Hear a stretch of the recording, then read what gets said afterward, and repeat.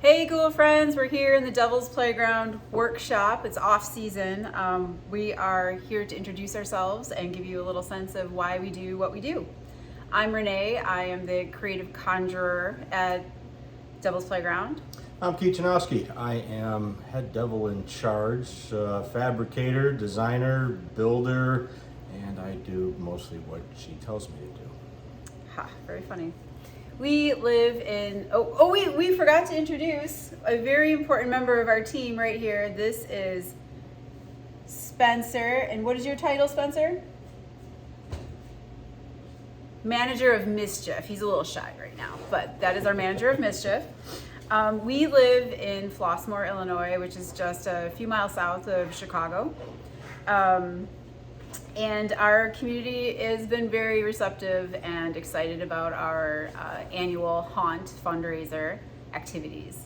So We've been doing this, I've been doing this for about 20 years. I started out at my original location was in Oak Lawn, which is a little bit further north of here. And so that was about 20 years ago. And about 7, 8, give or take, and in a millennia. Renee and I met up, and since then we've been doing this together to put on this home haunt. Okay, so that story is a little bit more complicated than he just let on. So I'll give you just a quick taste of the details there. We actually were high school sweethearts. Life went on, and we ended up marrying other people, divorcing other people, and then Halloween, 8 years ago, I decided to stop by his house to see the haunt. It had been a long time. Thought we'd just check in and say hi. And exactly 1 year later, we were married.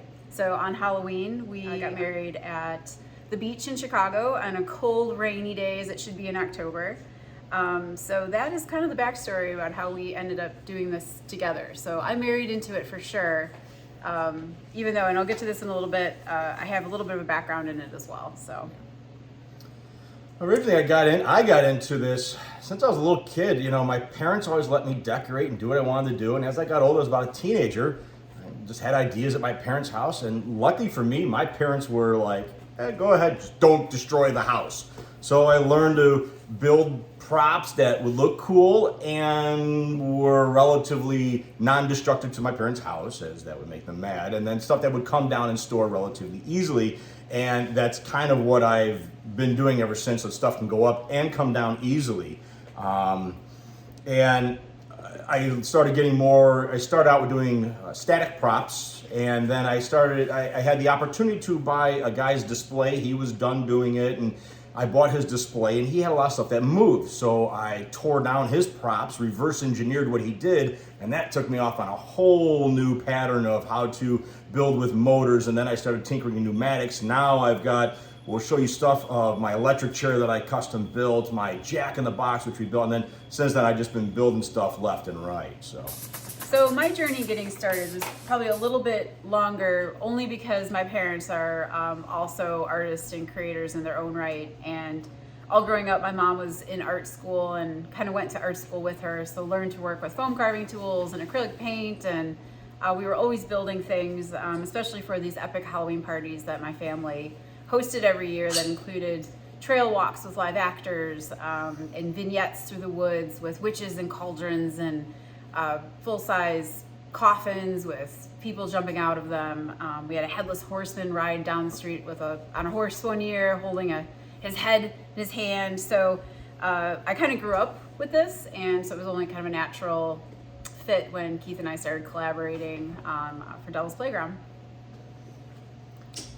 So as far as help goes, when I originally started, pretty much nobody helped me. It was just me and the stuff in my head that created the Devil's Playground.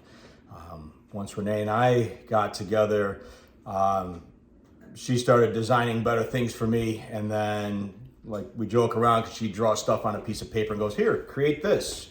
Or I throw her an idea and she comes up with more elaborate ways and how it would look better. And then I'm usually in this place here, which is my warehouse, my shop, and this is where I usually would create her ideas and bring them to life.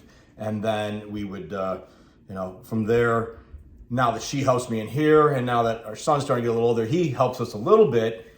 And now during actual running of Halloween, her parents now come over and help us. Yep. So sometimes in the videos, you'll see some people lurking around in the background, a witch doctor, a plague doctor, gypsies and things like that. Those are often my parents. And some of Keith's family does also help with some of the scarier characters who we have kind of show up on Saturday nights to add a little thrill to the scene as well. And even our little manager of Mischief down here, he gets dressed up and we'll run around and scare people in our driveway, which is where our haunts is primarily located. And you'd be surprised, a small human dressed as a clown can often be more terrifying than the most elaborate animatronic creation because they're just a little more unpredictable. So I think my personal favorite story for me comes back when I was at my other location. I had a car pull up. It was a mother and son, and the little guy gets out of the car, walks right up to the fence in front of Freddy Krueger. He looks left, looks right, looks straight at Freddy Krueger, and Freddy Krueger is a pneumatic prop that jumps about 6 foot. Freddy jumped. This poor kid didn't know what was coming, got scared, let out this blood-curdling scream, jumps back. He's running for the car. All this by the time his mother finally made it like to the curb. He got in the car, locked the doors. Mom was laughing. We were having a good laugh until Mom realized the kid locked the doors and would not let the mother in the car. It took her about 5 to 10 minutes to finally convince him to calm down to let her back in the car. So, and there's been tons of stories like that. What do you have? I mean, since we expanded and moved to our bigger location here, and we have, our our manager of Mischief involved, protecting him from being swatted by handbags is one of my primary responsibilities when the yard's open because, like I said, this little person walking up behind someone just incites the most dramatic reactions. They're terrified of him. So there's been a few times I've had to kind of swoop him out of the way as somebody kind of, their fight or flight reaction kicked in and they went swinging at him. So we try to keep him a little bit more closer. Favorite horror movies? I've always been a fan of the oldest, so I guess that's kind of what I grew up with, when I was younger with Nightmare on Elm Street came out and the original Halloweens and those kind of movies. So it's kind of the nostalgic for me is just that nostalgia for me, which was that era of horror movies. Which is why I got a big Freddy Krueger out there and I've got Michael Myers, and we try incorporating stuff all the time. So, what's yours? I'm in two camps on this one. I do have, my probably ultimate favorite, if it even is considered horror, would be the original Ghostbusters because it was the first film I ever saw as a small kid in the theater. And I think unique skill set is kind of the two of us kind of make a really good team as far as that goes. Like I said, it's three of us. The three of us. With ideas, like we were thinking about the cemetery and I'm redoing our cemetery gates. Her idea, she wants, they had this great idea of making it look like Showman's Rest, which was a circus cemetery. So okay, nearby fine. in the area. And I'm like, okay, that's great. It's a great idea. And then she drew up this big elaborate, sign to go above the gates and how the gate should look. And I was like, okay, that's better than I would have come up with. So it's like, all right, so she's got this massive creative ideas. And then it's like, all right, then I get to sit in my workshop here and go, okay, let's see how we can make this come to life. So, it's like, all right, so I start building the cemetery gates and then the cemetery columns and then put some lights in there and make them look like stones. And then I'm like, it looks too pretty. And then she comes in, let me take over and makes them look all creepy. And same thing with the sign. I cut out all the foam letters and the stuff and give it to her. So I think between my building and mechanical capabilities and her design and artwork, I think. So I always consider myself a storyteller. Professionally, I'm in marketing, but I've also have a background in journalism and creative fiction. So I love to think about this as vignettes, as short, small, encapsulated stories. So when people walk through our display, there's these little scenes that they see along the way, right? And I like to have some kind of continuity and flow to like almost a narrative as you walk through.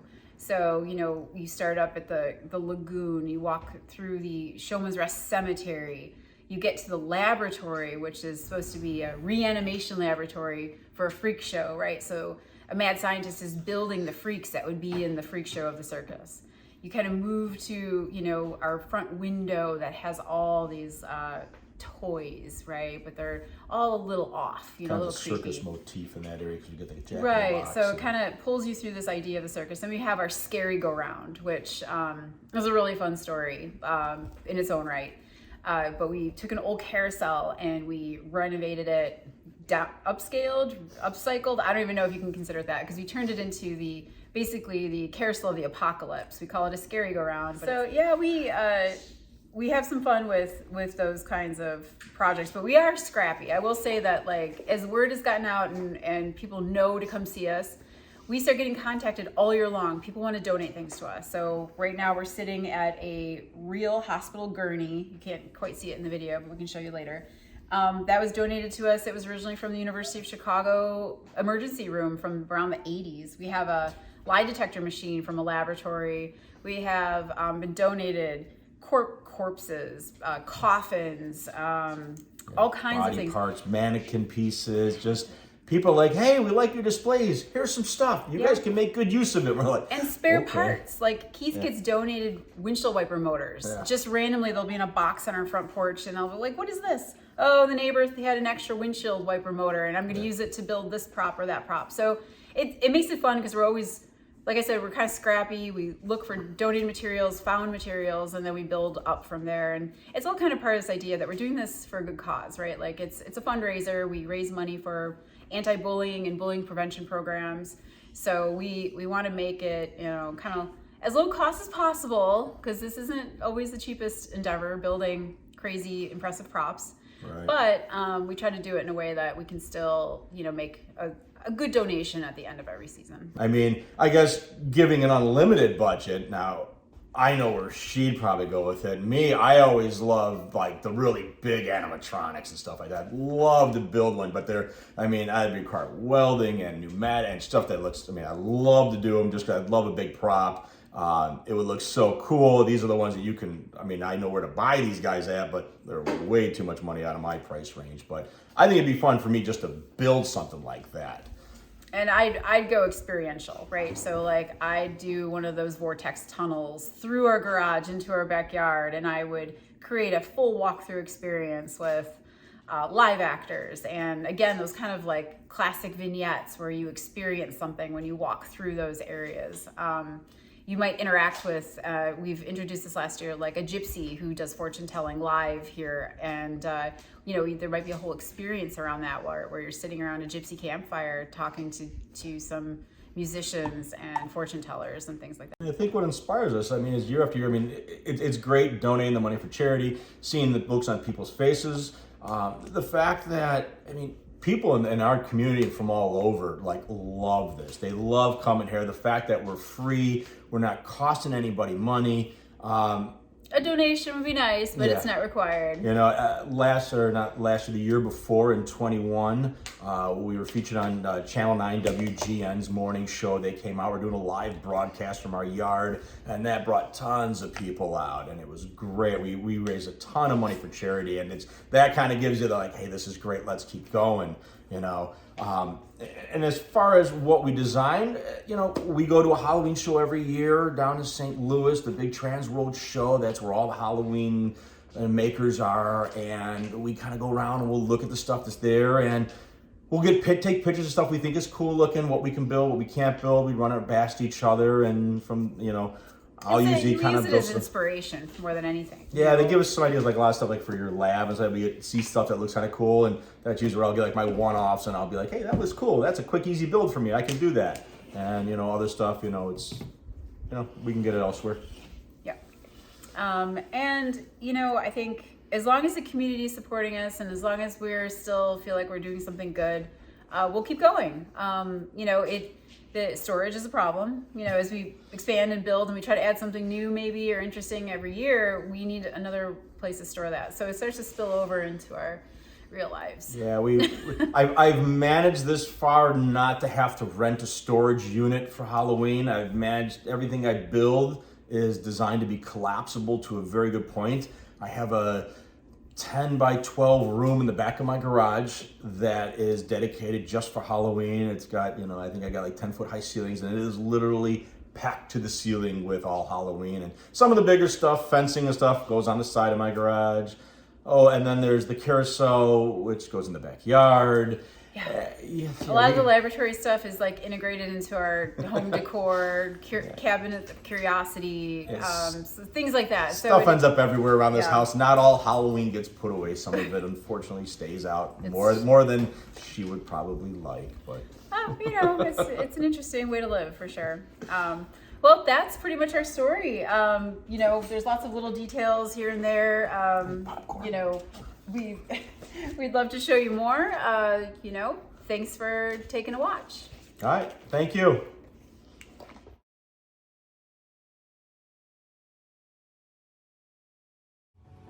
Smile.